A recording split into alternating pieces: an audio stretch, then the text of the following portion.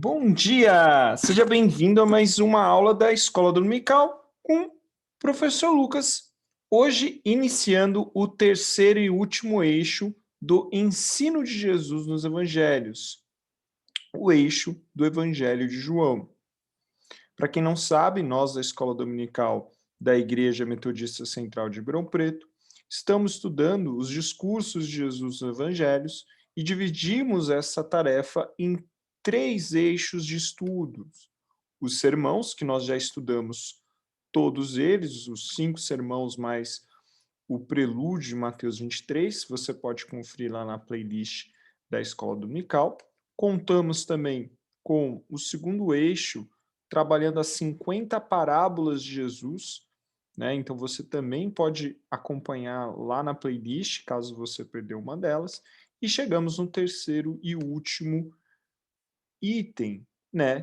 Que seria os discursos do Evangelho de João, a qual nós iniciaremos hoje. Por que discursos? Né? O Evangelho de João tem uma característica própria, porque ele não tem nenhuma parábola e ele não tem nenhum sermão. Geralmente são discursos, porque são geralmente debates, diálogos. Né? Então sempre começa com uma pergunta e Jesus responde com um grande discurso. Então é um formato literário próprio que a gente colocou então só como um terceiro eixo, qual nós vamos iniciar o estudo hoje.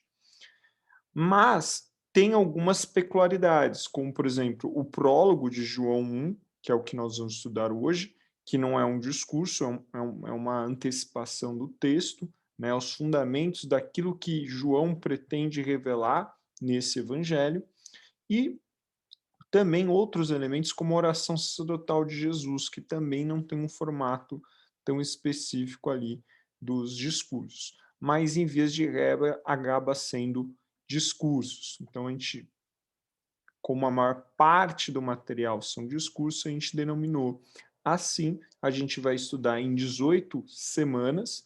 Essa é a primeira semana, a qual a gente vai trabalhar o prelúdio de João, capítulo 1 ao 18, que vai trabalhar a figura de Jesus como o Verbo. Essa aula que nós vamos iniciar hoje, ela vai ser em dois momentos. Essa primeira aula a gente vai trabalhar até o verso 8, e na próxima aula, que eu vou continuar tratando desse mesmo texto, a gente vai trabalhar até o versículo 18, e aí vai o próximo professor, que vai ser o César, que vai trabalhar aí João 2, do 13 ao 25, a purificação do templo, e depois o Carlos, iniciando aí o discurso de Jesus com Nicodemos. Tá bom? Vamos lá, vamos começar, vamos ler o texto. Eu vou ler o texto inteiro, até o 18, mas lembrando que nessa aula a gente só vai conseguir trabalhar até o 9.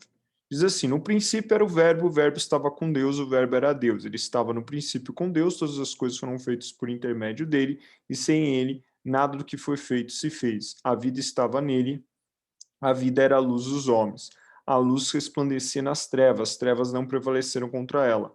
Houve um homem enviado por Deus, cujo nome era João. Este veio como testemunha para que justificasse a respeito da luz, a fim de que todos vieram a crer por intermédio dele.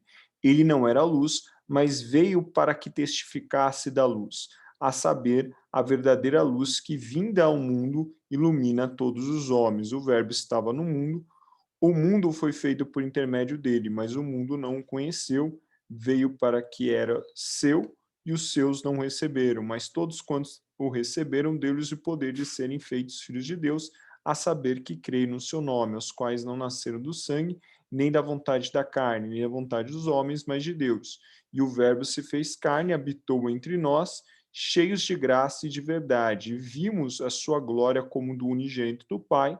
João testemunhou a respeito dele e exclama: este é quem eu disse que vem depois de mim, contudo, a primazia porquanto já existia antes de mim, porque todos nós temos recebido de sua plenitude graça sobre graça, porque a lei foi dada por intermédio de Moisés e a graça e a verdade vieram por meio de Jesus Cristo. Ninguém jamais viu a Deus, o Deus unigênito que está no seio do Pai é quem o revelou. Então, esse é todo o texto. A gente vai falar um pouquinho do propósito desse evangelho, da estrutura desse evangelho, a organização, do prólogo, e vamos falar os 2 primeiros itens desse prólogo. Então, qual que é o propósito do evangelho? Qual é a questão fundamental que esse evangelho trata que os outros textos, os sinóticos, não tinham dito? Lembra que João é um evangelho tardio, né? Enquanto os outros evangelhos, né, foram escritos entre 50 e 70 depois de Cristo, né? Provavelmente em 50 ali Mateus e Marcos, e um pouquinho depois o de Lucas, né, entre 60 e 70. Já o de João já é na década de 90. Então, qual é o objetivo? Que os 3 outros evangelhos chamados sinóticos, por terem correlação, não teria que esse evangelho de João tem. Então, qual é a questão fundamental desse evangelho de João? Então, nesse texto, a questão não é dizer quem é Jesus como os outros, relatar a sua história, mas ele é um evangelho de característica teológica, né? Vamos lembrar que a igreja na década de 90 é uma igreja em expansão pelo mundo, e a importância desse evangelho é manter que a figura do Cristo revelado nos sinóticos, a figura teológica do Cristo revelado nos sinóticos, não se perdesse, não perdesse a sua verdadeira identidade. Por isso a questão aqui não é quem é Jesus, mas quem é o Messias, quem é o Cristo e quem é o Filho de Deus. Porque Jesus é essas 3 coisas.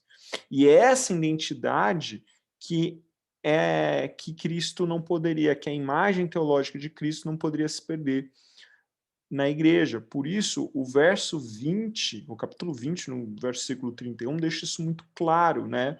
Quando ele diz no término do evangelho: este, porém, estão escritos para que creais que Jesus Cristo é o Filho de Deus, para que, crendo, tenhais vida em seu nome.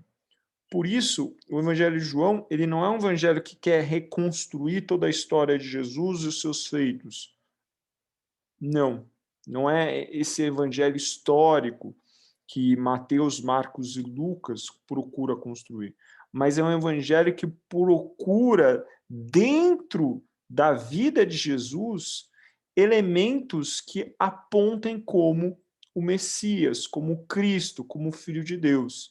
Por isso que ele é seletivo, por isso que ele procura esses episódios da vida de Jesus, demonstrando ele como Filho de Deus, como Cristo, como Messias.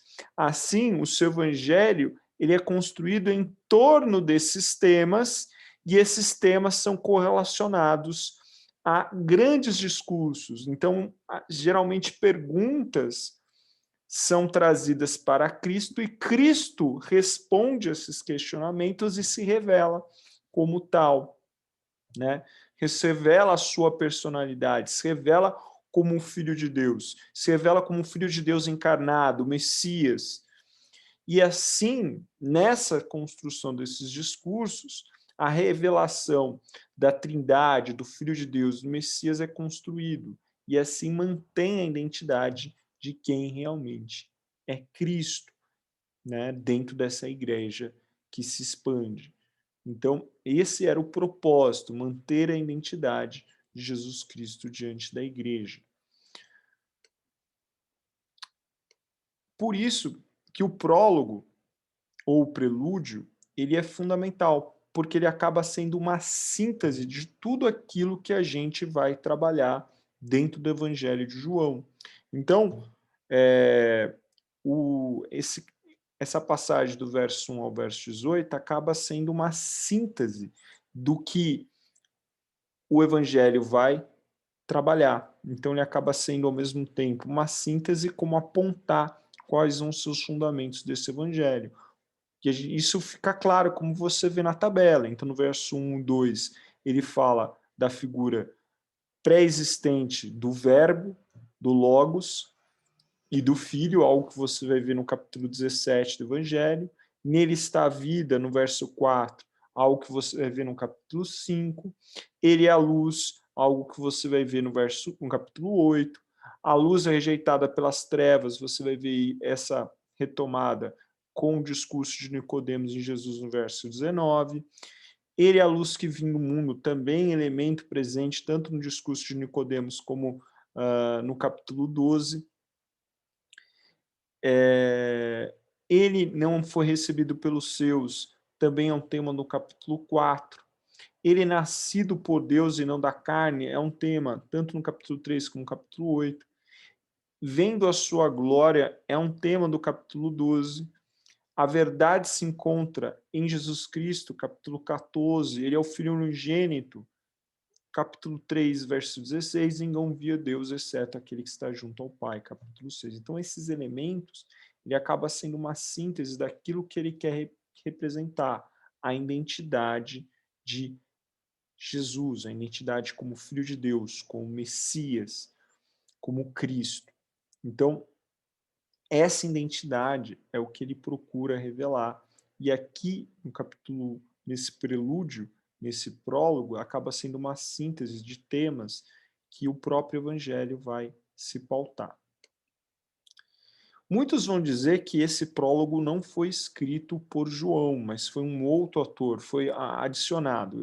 E essas teorias, elas são especulativas pelo simples fato de, beleza, me mostra um evangelho completo, você lá conseguiu uma cópia do evangelho de João completo, e essa cópia que você tem não tem um capítulo 1, o prelúdio. Você encontra? Não. Então, só aí já mataria o problema. Mas vamos lá.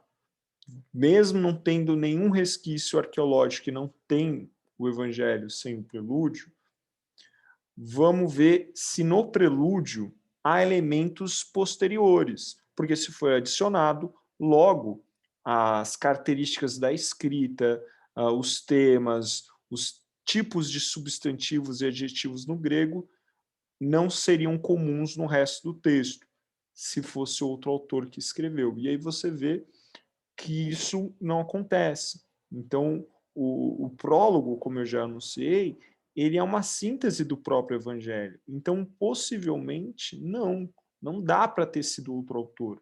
Não dá, não tem, você não tem indícios nem arqueológicos de cópias e nem das características da escrita e dos temas que estão ali. Então, os temas que estão ali são repetidos no resto do evangelho, os termos, as características. Então, é pura especulação. Isso é um dos problemas, né, da história crítica. Eles especulam algo que não há indícios de. Poderia ser? Poderia, mas há indícios? Não. Então, não faz o menor sentido essa especulação. Outro elemento que eles podem falar é que ele escreveu ao término do evangelho. Pode ser? Pode. Mas não dá nem para dizer que sim, nem no que não. Né? E não mudaria em nada a nossa avaliação se depois João foi lá, depois que ele escreveu tudo e fez o prelúdio. Não faz diferença nenhuma dentro da análise. Mas o ponto é, ele é o autor do prólogo, ele que escreveu. Isso é explícito pela estrutura, pelos temas, pelas substantivos e adjetivos que são várias vezes retomados no decorrer do texto.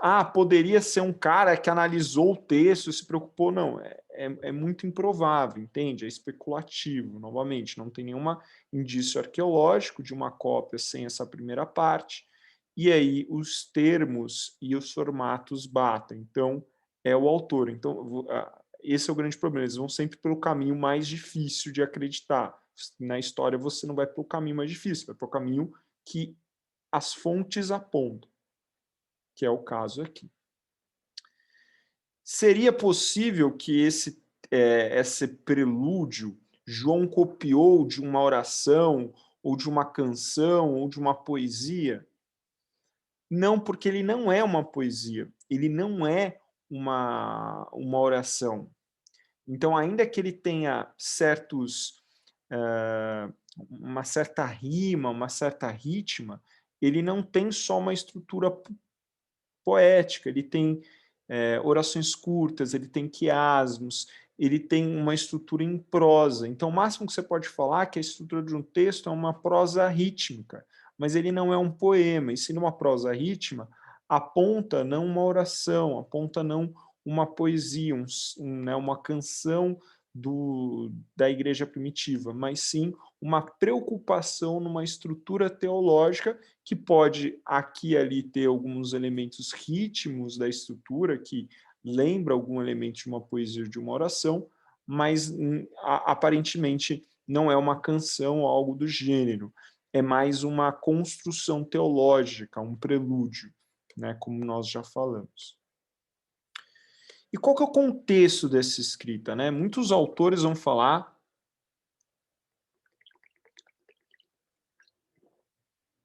que João está respondendo os gnósticos, né? Porque os gnósticos veem Jesus como um éon, né? Com uma força, né? Ele não é Deus, ele é uma força. E, na verdade, essa perspectiva é muito complicada. Por quê? Porque é você achar que o gnosticismo, que não estava nada organizado dentro do Mediterrâneo, no século I, né, que o movimento gnóstico estava totalmente organizado no século I. A gente nem vê esse termo gnóstico no século I, a gente não vê eles organizados, diferente do século III, que aí sim você já tem a terminologia, você já tem a organização. Então, não, João não está respondendo aos gnósticos. E também ele não é um sincretismo entre um judaísmo e um pensamento platônico, como Filon de Alexandria, que você vê na imagem, fez. Não, não há um dualismo dentro do evangelho dele, dentro do evangelho de João. O Logos não é uma estrutura racional filosófica, não há uma dualidade nessa estrutura. A palavra não é a razão, né? Por isso que não dá nem para, mesmo que você vê o termo Logos ali, ele não pode ser traduzido como razão, mas sim como a palavra. Por quê? Porque essa razão é o próprio Deus, está com Deus, é Deus. Ele é, então, estritamente a figura encarnada de Deus dentro da palavra, dentro da revelação. Então, ele não é apenas uma estrutura filosófica, ele é o próprio Deus. E ele não é o próprio Deus apenas, ele é o próprio Deus encarnado, ele é a ação de Deus. Então, por isso também até o termo verbo. Então, não há um dualismo filosófico entre o logos ideal, né, e o mundo fenomenal. Não há essa dualidade, porque ele é as duas coisas ao mesmo tempo. Ele não está em oposição, ele está em conexão, você já vê indícios aí da Trindade dentro do discurso de João. Então, não. Então, a única coisa que daria para, se a gente pudesse colocar uma palavra que resumiria isso, é o verbo, é a palavra, é a revelação de Deus, é o próprio Deus.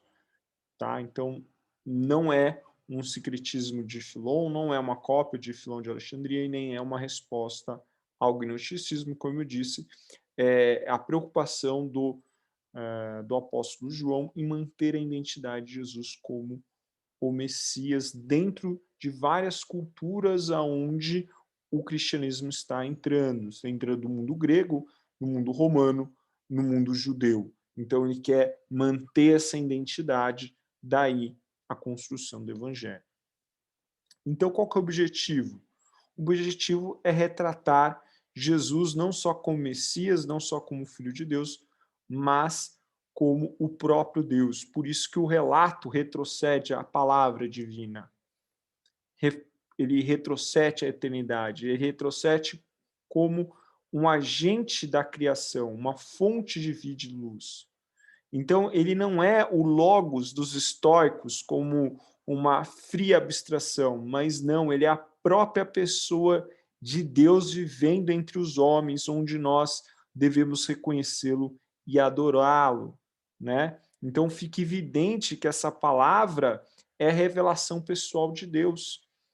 Fica evidente que essa palavra é a graça, é o amor, é a misericórdia de Deus, é a glória de Deus, é a presença de Deus, né? Onde a razão fria dos estoicos não poderiam revelar. Então, o objeto é revelar Cristo na figura, como eu já disse, do Filho de Deus, do Messias e do Cristo. E aí, João, a gente pode identificar uma organização desse prólogo em 4 itens. Primeiro, retratando o verbo, ou seja, a essência desse verbo, a relação desse verbo. Depois, como João Batista anuncia, ele não é a luz, mas ele anuncia a luz como um profeta de Deus, que é os 2 temas que eu vou trabalhar hoje. E depois o verbo entre os homens e a encarnação. Esses itens C e D vão ficar uma outra aula, porque senão a aula ficaria muito longa. E essa não é a ideia. Então, os itens C e D a gente vai ficar para o próximo aula da escola dominical. Hoje nós vamos trabalhar os itens A e B. E para a gente trabalhar esse primeiro item, do verso 1 ao 5, a gente tem que entender algumas palavras no grego. Então, o versículo começa com a palavra princípio. O termo é uma clara alusão a Gênesis, né? E aí essa palavra arte, né, no grego, ela tem qual sentido? Ela mostra o princípio absoluto, o princípio de todas as coisas, o princípio do universo, a origem de tudo. Então, quando ele fala, quando usa esse termo, não é só uma alusão a Gênesis 1:1, mas é uma alusão à figura de que a palavra de Deus já estava no princípio e ela é, ao mesmo tempo, o agente da criação, o originador de todas as coisas. Ou seja, a palavra, ela é por meio dela que todas as coisas vão existir. Então, o que ele está trazendo aqui? Ele é o próprio Deus. Ele é o Filho de Deus, né? Ele é o próprio Deus. Então, ele é o princípio. E aí é interessante o paralelo, né? Porque Marcos usa também a palavra princípio para iniciar o Evangelho de Marcos. O princípio do Evangelho de Jesus Cristo começa lá no versículo 1. Mas João, ele está fazendo uma alusão, talvez, a Marcos, né? Marcos mostrou o princípio do ministério público de Jesus. Mas eu quero mostrar a vocês que o princípio de Jesus antecede o seu ministério público, porque o princípio de Jesus, ele vem desde a origem de todas as coisas, porque ele é o próprio Deus, né? Essa característica é muito importante, né? Então ele não é apenas o Messias que veio nos salvar, ele é o próprio Deus que estava com Deus desde o início das coisas. Daí o termo princípio, daí o contexto de Gênesis, né? A palavra, que é um termo repetido algumas vezes nessa passagem, ela era no contexto de grego, no contexto do século I, muito utilizada. Os estoicos viam o logos, como a gente já vimos, né, como um princípio racional, como a essência da alma, né, do homem, como a essência racional do homem. Só que não é esse sentido que a palavra é construída, que o logos é construído. Ele vem numa percepção é uma leitura de João do Antigo Testamento sobre o termo a palavra. A Septuaginta, ela traduz a palavra o logos, né? Ela geralmente ela é a palavra logos no grego, ela é uma tradução, né, a palavra hebraico daber. Então, quando você vê no Antigo Testamento a expressão no hebraico daber, ela vai traduzir para o grego logos. E o que isso aponta? Essa palavra daber no Antigo Testamento, ela está presente na criação. Então, ele está ligado na criação, como você vê lá em Gênesis 1:3, ou quando fala no Salmo 33 sobre a revelação da criação. Ele também, você vê isso em Isaías 9:8, em Ezequiel 33:7, em Amós 3:8. Ele também é representação não só na criação, mas na libertação, em Salmos. Ele é também anunciado pelo Isaías como a própria palavra de Deus, né? Como diz e também ele é a palavra que cura as pessoas, como dizem Salmos, né? Ele é a personificação da ação de Deus no Antigo Testamento, seja na criação, seja na libertação, seja na cura. Ele personifica a vontade de Deus. Por isso que você já vê teofanias no Antigo Testamento. Mas também ele é a sabedoria de Deus, que ela é personificada ali em Provérbios 8. Então, a palavra de Deus do Antigo Testamento é a autoexpressão da criação, da revelação e da salvação. Então, quando João vai construir a figura do verbo aqui, ela não é uma leitura lá do Filon de Alexandria, ela não é uma leitura dos gregos históricos, não, ela é uma leitura clara do Antigo Testamento. É uma leitura da palavra que já estava lá sendo usada na criação, na salvação, na libertação. Por isso, ela é a própria revelação de Deus. Então, a palavra de Deus no Antigo Testamento é a autoexpressão da criação, da revelação da salvação, personificada aqui na figura de Jesus. Por isso que João procura ela. Então, ela está muito mais numa tradição rabínica do que numa tradição grega. Isso é muito importante a gente salientar. Então, é nesse sentido que João retrata a palavra. Então, ele demonstra como a palavra ela é revelada no Antigo Testamento e como ela é personalizada na figura de Jesus. Daí o uso do Logos. Então, agora que a gente entendeu aí o conceito da palavra origem e da palavra logos, a gente vai entrar na análise desse primeiro item do verso 1 ao 5, onde João começa a falar sobre a natureza e a essência do verbo, da palavra. Então, uma tradução literal desse verso 1, né, seria: a palavra estava com Deus, a eterna companheira de Deus, a palavra era Deus e o próprio ser de Deus. Aqui está uma tradução literal mesmo, tá? Não uma tradução que você vai ter na sua Bíblia.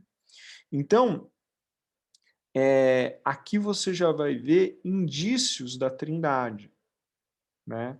O conceito Trindade, né, é um conceito que a gente vai ver nos concílios lá do século 4 e 5 no Constantino e Teodósio.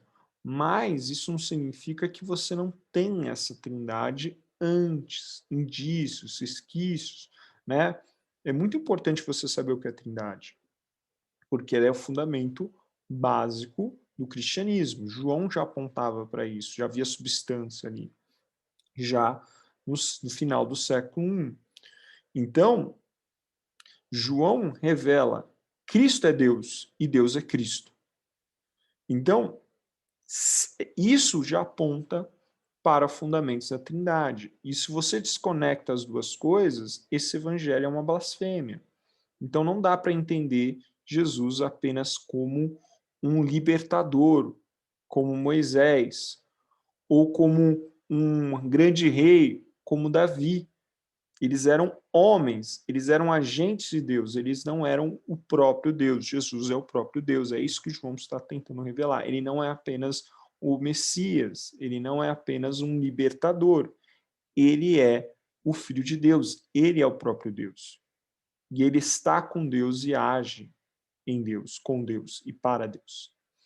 Então, essa perspectiva da figura do Messias como Deus é possível a alusão do Salmo 45, que é um salmo muito citado, né, do Senhor, do meu Senhor, apontando aí para um reino messiânico de Cristo, como também a figura de Isaías 9:7, que também apontaria aí para a figura do Messias como Deus. É isso que João está tentando retratar aqui.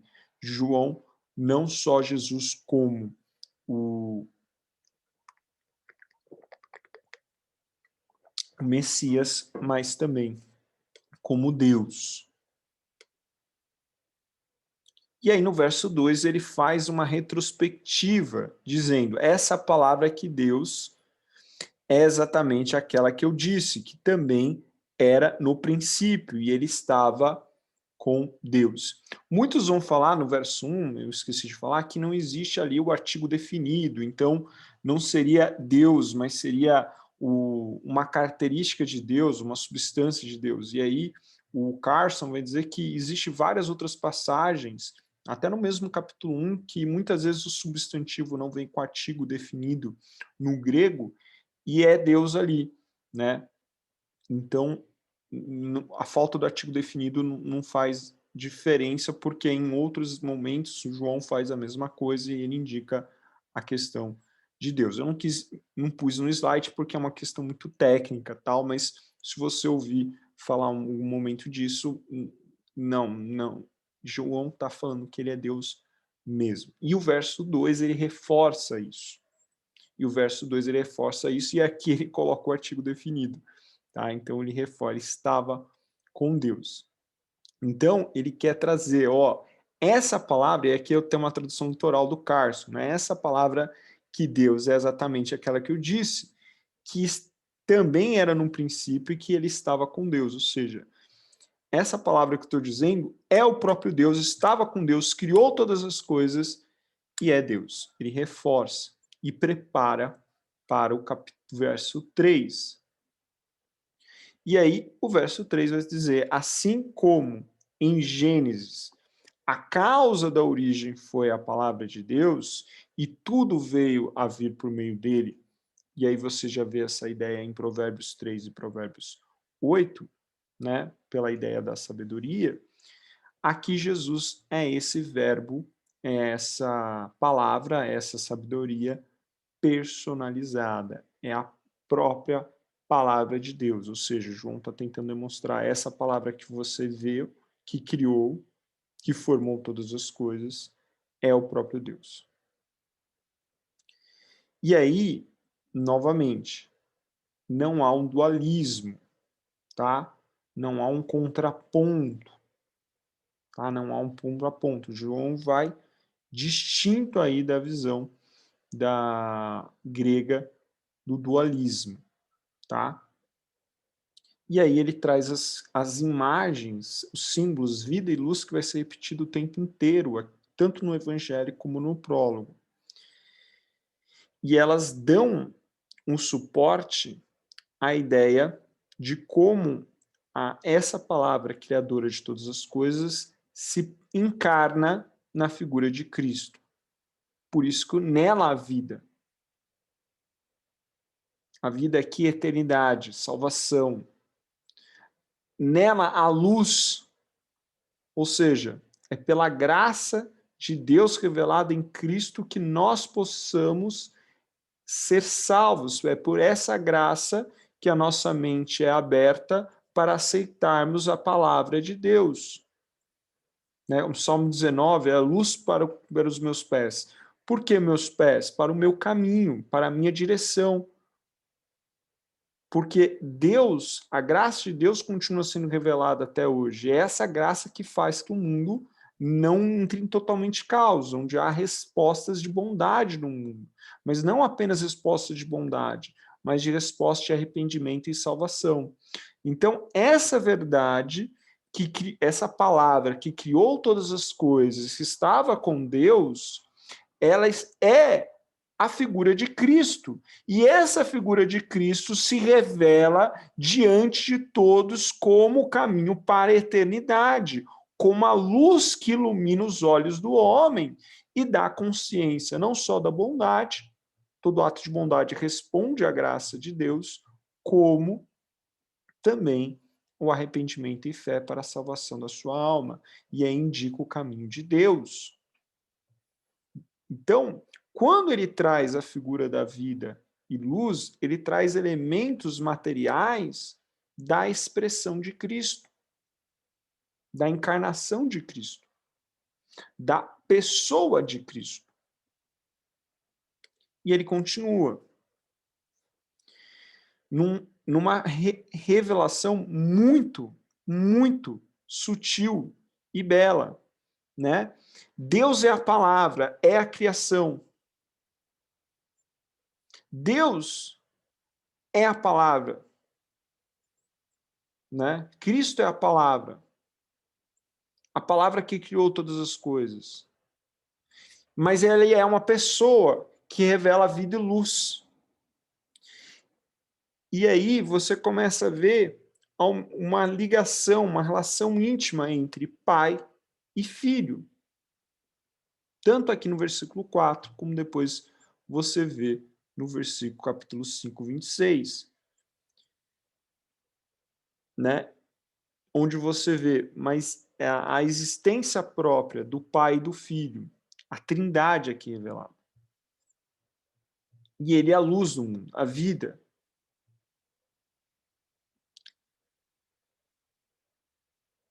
É muito importante, né, a gente entender que sem Cristo revelado, a vida e a luz, que são as imagens aqui, elas não há substância, não há possibilidade.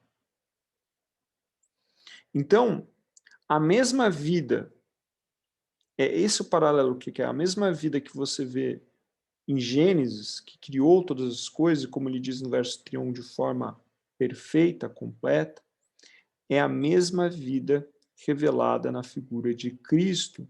Por isso ele diz: quem beber dessa água não terá sede. Ou, em outro momento, ele diz que do seu interior jorrariam rios de água viva. Por quê? Porque assim como a vida completa estava lá no início e ela caiu, e ela foi, ela perdeu a sua perfeição na queda do homem, e aí toda a criação sofre, e como o homem sofre com a queda, a mesma perfeição e vida se encontra na figura do Filho de Deus enviado por Deus para restaurar todas as coisas. Então, aqui está a sutileza. O mesmo poder que se encontra lá na criação, ela se encontra na figura de Cristo, que ilumina as trevas da queda e que aponta a direção para os homens, e aquele que entende a sua luz, o seu esclarecimento, como diria Paulo, né? Acorda tu que dormes, e Cristo te iluminará, te esclarecerá, né? Esse contraste entre luz e trevas, e aí não um contraste de dualismo, porque a luz prevalece sobre as trevas, então não tem luta, né? A luz prevalece, e essa luz que ilumina e revela o nosso pecado e revela a nossa natureza, há duas reações. Nós recebemos e cremos, como vai dizer na continuação, lá no verso 14, por exemplo, ou rejeitamos e negamos. Mas a luz ilumina. Ela revela quem somos. Ela te revela como um pecador. Ela me revela como um pecador. Mas ao me revelar como pecador, ao mesmo tempo ela me revela que a graça e o poder de Deus, ela é mais suficiente para regenerar, porque é o mesmo poder criador lá do início. E é esse poder que pode restaurar todas as coisas. Então, essa sutileza que o texto João traz, que é interessante. E a sabedoria, né? Geralmente, na Torá, ela está relacionada à figura da luz e da vida. Então, João está usando essa alusão, luz, vida, que são símbolos rabínicos sobre a figura da Torá. E ele une essas duas figuras na figura de Cristo e a palavra. Por quê? Porque ela revela a nosso estado, revela o caminho para a salvação e nos garante vida pelo mesmo poder que estava lá no início. Esse verso 4, então, ele fecha essa transição entre o verso 2, 3 e 4. E aí ele completa essa primeira parte com o 5. Né? Na primeira criação, né, as trevas cobriam a face do abismo. Até que no verso 3 ele fala: haja luz. A luz brilhou sobre as trevas e trouxe ordem e permitiu a criação, no verso 31, ser perfeita. E aí, esse universo não é um universo, como ele diz, dualístico, porque a luz prevalece sobre as trevas. A luz, ela sobrepõe as trevas, não há uma luta entre uma e a outra. Não há uma luta. Porque a luz prevalece. A obra de Cristo, ela prevalece sobre toda a criação. Por isso que Paulo fala que a cruz converge todas as coisas. Por que a cruz converge todas as coisas? Porque ela redime tudo, ela restaura tudo, presente, passado e futuro. Da cruz converge todas as coisas, tudo está consumado na cruz. Porque não há dualismo, porque a cruz ela supera todas as coisas. Por isso, aonde abundou o pecado, superabundou a graça de Deus. Existe o dualismo entre a nossa natureza e o espírito. Existe o dualismo de nós queremos aceitar a graça ou não. Mas o dualismo se encontra na sinergia entre eu responder à graça ou não. Mas aí é um conflito meu, não do poder de Deus. O poder de Deus nada pode barrar, mas sim da minha natureza, da queda, sim da minha escolha que Adão deu início. Eu posso escolher o bem e o mal, mas eu não tenho capacidade de escolher mais o bem. Mas eu respondendo à graça de Deus, pelo poder que Deus dá na figura de Cristo, então eu posso novamente caminhar para o bem. É esse o ponto. Por isso que a luz, ela não só revela a criação, mas a salvação. A luz revela não só a nossa natureza da queda, mas ele aponta para nós sermos salvos. Assim como a luz trouxe ordem na terra, porque a terra era sem forma e vazia, e ela termina no verso 31, perfeita, assim, essa luz aponta a nossa natureza sem forma e vazia, mas, se nós recebemos, ela nos restaura a imagem e semelhança de Deus. E aí, esse vai ser o tema do Evangelho de João, né? No capítulo 1 ao 12, ele vai meio que vai fazer um contraste daqueles que ouvem a luz e a rejeitam, e do 12 ao 21 ela vai apontar para aqueles que veem a luz e a aceitam e creem.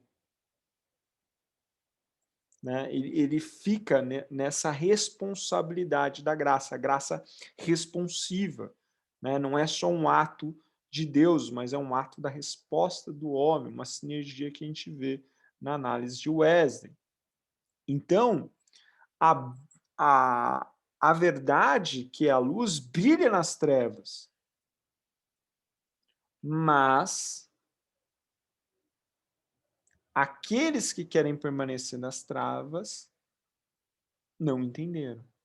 Mas aqueles que receberam, creram e entenderam. É esse contraste, né? Dessa forma, além do capítulo 5, ele antecipa a rejeição da nação de Israel nos versos 10 e 11. Ele antecipa a crise do homem, que você também vai ver do 14 e 18. Mas ele aponta essa relação do verbo que estava lá na criação, do verbo que é a figura de Cristo, do verbo que é a luz e vida, que redime e restaura todas as coisas, e que traz a redenção, que é o que fecha aqui no verso 5. Né, que traz a redenção para aquele que crê. Para aquele que não crê, a luz vai levar a endurecer o seu coração. Né? Então aqui o João ele acaba mostrando a essência e a relação do verbo com Deus e o que o verbo é. E aí, para terminar a aula de hoje, no verso 6 a 8, ele traz a figura de João Batista. Por quê? João Batista, historicamente, na igreja primitiva, é o princípio do ministério de Jesus.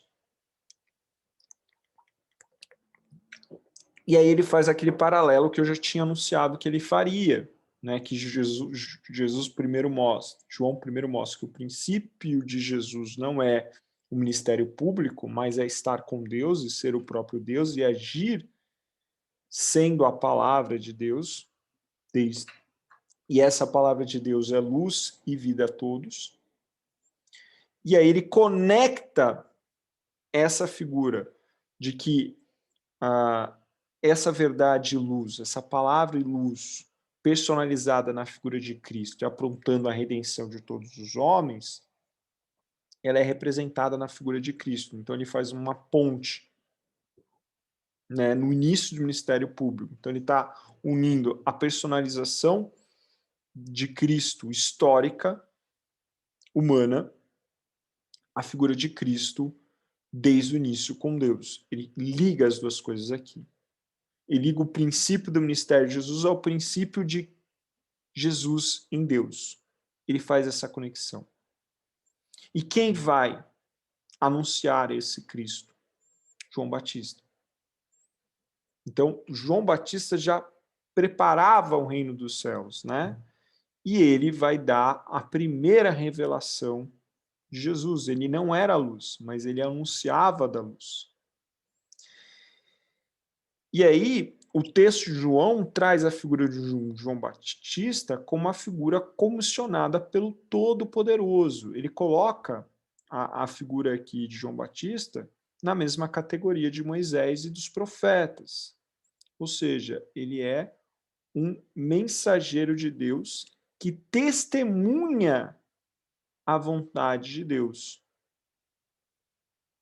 que não só prepara o caminho, mas ele, antes de preparar o caminho, ele revela a missão que Deus deu a ele. E a missão dele é preparar o caminho, entende? Então ele é um mensageiro de Deus, ele é a voz que clama no deserto. Ele é a revelação de Deus, mas ele não é a luz. Ele revela o poder de Deus, mas ele não é a luz. Mas ele prepara aquele que vem depois dele, aquele que não é apenas um profeta, aquele que não é apenas um mensageiro, mas é o próprio Deus. Ele quer fazer esse contraste entre a diferença de um mensageiro para o próprio Deus. Por isso que ele anuncia, mas ele não é. E João, ele não faz esse contraste, como alguns querem dizer, porque havia na igreja alguns que viam João como a revelação de Deus. Não, não é essa a preocupação de João. Até que João, ele reforça aí o ministério de João Batista como os outros evangelhos. Não há essa preocupação se não havia a grande importância em todos os evangelhos de falar de João, de falar como João era querido por Jesus, de falar como João Batista teve um papel fundamental no ministério público de Jesus. Então, não é essa a preocupação do evangelho. Mas a construção aqui que ele quer trazer é essa distinção entre um profeta de Deus e o próprio Deus, e apontar o plano de redenção na vida de Cristo. Por isso que a tradução literal ali do verso 7, se não me engano, ele não era a luz, mas foi necessário que ele testemunhasse a luz. Ele não era a luz, mas ele anunciou a luz. E a luz é Deus, a luz é Cristo. Então a figura aqui do João Batista, ele faz esse paralelo do verbo que estava com Deus, a figura encarnada de Jesus no seu ministério público. Então os dois princípios são interligados, e são interligados não só no ministério público, mas na anunciação de João Batista como profeta de Deus, preparando o caminho para o Filho de Deus, para o Messias, né? Porque isso aponta a vinda de Jesus, isso aponta os textos proféticos dele como Messias que veio morrer no nosso lugar e como Senhor que veio reinar, e ele reina após a cruz. Na cruz ele se assenta, ele reina por todo tempo, porque agora todo joelho se dobra no nome de Jesus, tudo está consumado na cruz do Calvário. Ele é a luz, ele é o Senhor, ele é todas as coisas. Então ele faz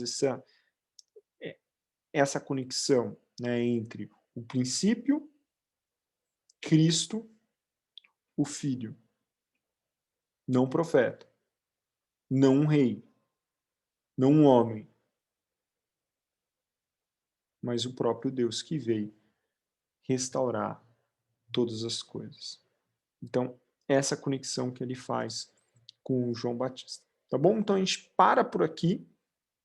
A próxima parte, do 9 ao 13, vai falar mais sobre essa figura do verbo encarnado, né? O verbo entre os homens, e depois a encarnação no 14 e 18.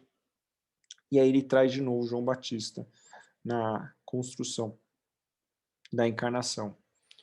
Tá bom? Então, espero que vocês tenham gostado. Essa é a primeira parte. A próxima aula, então, a gente vai trabalhar do 9 ao 18. Vamos orar, então, para concluir. Senhor, meu Deus, nós te agradecemos por essa palavra e pedimos, Senhor, que o Senhor nos dá entendimento para entender quem é Cristo, não Cristo apenas como Messias, mas como Filho de Deus, o unigênito do Pai que veio para restaurar todas as coisas, e o seu poder é superior a tudo que nós vemos, sentimos ou pensamos, porque ele é poderoso para restaurar todas as coisas e formar uma nação separada e santa para glorificar o seu nome, que nunca esquecemos do poder da redenção de Cristo, que ela superabundou todo o pecado e toda a queda, e que esse poder ele é suficiente para nos regenerar e para fazer a igreja avançar, e as portas do inferno não nos prevalecem, porque nós não dependemos de homens e nem de governos, mas apenas do nome de Cristo, e ele é poderoso para restaurar e expandir todas as coisas em seu nome. É o que nós pedimos. Amém. Amém. Que nós possamos entender a verdadeira revelação de Cristo e do seu poder. A identidade de Cristo é fundamental para entender quem nós somos como cristãos, e é isso que João traz aqui. É importante a gente reforçar isso na nossa mente, porque a gente esquece, coloca o materialismo racional na frente. Amém? Então, até a próxima aula, nós vamos continuar nesse texto, e até à noite no culto de domingo. Abraço.